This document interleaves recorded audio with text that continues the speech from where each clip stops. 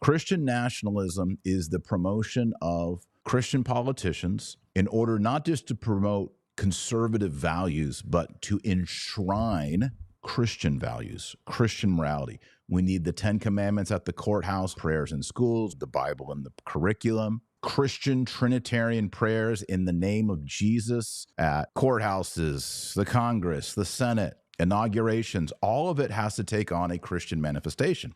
And I've been following the Christian nationalist movement with some admiration, with some appreciation.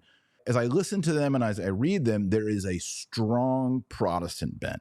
Even more so, there's a strong Reformed Calvinist bent. And there is a nostalgia for the pre-1776 Puritan colonies. That's what they want to go back to. I don't want to go back to that. All right. I want to go back to Habsburg, Spain, French, the Catholic monarchies, the kings. That social dimension is much more Catholic. It is Catholic, not much more. It is Catholic. Whereas the Puritans having these Congregationalist churches are rather weak. And, by the early 1800s, the Congregationalists are Unitarians. They deny the Trinity. They're Universalists. They deny salvation. Yale, Harvard, which started off as Puritan Congregationalist divinity schools, become completely liberal, not in the 1900s. They become completely liberal in the early 1800s. They abandon Christianity. They abandon the Trinity.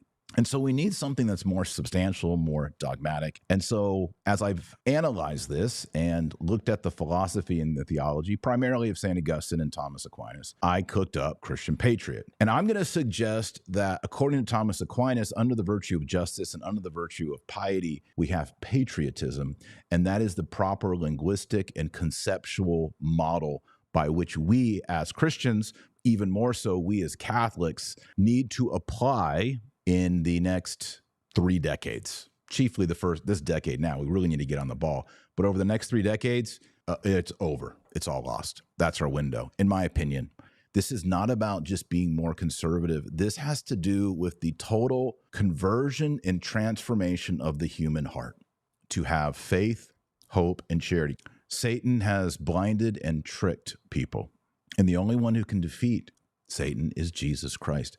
So this recalls us that we need a spiritual solution, not merely a political solution, not even a natural law solution. And Thomas Aquinas is very clear. Natural law is great. It's good. It guides us. It clarifies things. But natural law, because of original sin and concupiscence, natural law is not enough. And that's where divine law comes in, the gospel.